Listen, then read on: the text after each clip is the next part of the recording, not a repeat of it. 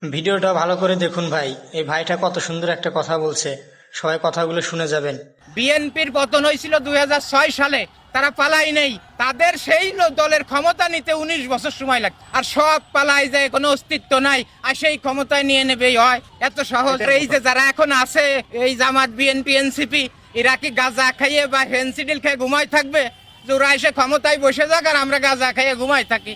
এটা সম্ভব? তারা পাগল আছে যে তারা আসলে আমরা ক্ষমতা ছেড়ে দিলে আমাদের অস্তিত্ব থাকবে না। তা তারা শেষ রক্তবিন্দু বন্দুক দিয়ে তো লড়াই করবে, এর পানির মতো বলে যে এই চলে আসতেছে কালকেই ক্ষমতায়। এত সহজ না ভাই, এইভাবে জীবনেও সম্ভব না। তার একটা লোক নাই, সব পলাতক, এক লুঙ্গি শার্ট করে গেঞ্জি পরে সব ইন্ডিয়ায় পলাই চলে গেছে, লাখ লাখ পাসপোর্ট ভিসাও সাথে নাই, বসে রয়েছে। ওরা সেই ক্ষমতা দখল করে নেবে, হয় না ভাই? ওইসব খাও কথা বলবেন না, কেউ বলেও না যেন। বাস্তবতা অনেক কঠিন। যারা ক্ষমতায় আছে এরা ঘুমাই থাকবেন না গাঁজা খাইয়ে। এই যে বলেন যে বিরোধী দল জামাত বিএনপির বিরোধ, আজকে আওয়ামী লীগ প্রশ্নে তারা ফিরে আসুক, সব দল এক হবে, এনসিপি, বিএনপি, জামাতে এক হয়ে তাদের বিরুদ্ধে লাগ। এটাই হলো নিয়ম। আশা রাখা ভালো, কারণ আশার উপরই মানুষ বাইসে থাকে। 10 দিন পরে আসার কথা ছিল, 5 তারিখে গেছে, 15 তারিখে ফিরে আসার কথা ছিল, তাই প্রচার করেছিল সবাই।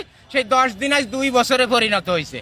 এরকম আরো কত বছর চলে যাবে এর কোনো হিসাব নাই। বাস্তবতা হলো ওনার বয়স এখন 82 বছর। যদি বাইসে থাকেও, আমি মনে করি নাই, যদি বাইসে থাকেও আরো 8-10 বছর যখন ওইখানে থাকা লাগবে পলাইয়ে, পরিবেশ তৈরি না হওয়া পর্যন্ত, শুনবেন একদিন যে ওখানে কোনো হাসপাতালে মারা গেছে, যদি বাইসে থাকে, তারপর লাশটাও ফিরে আসে।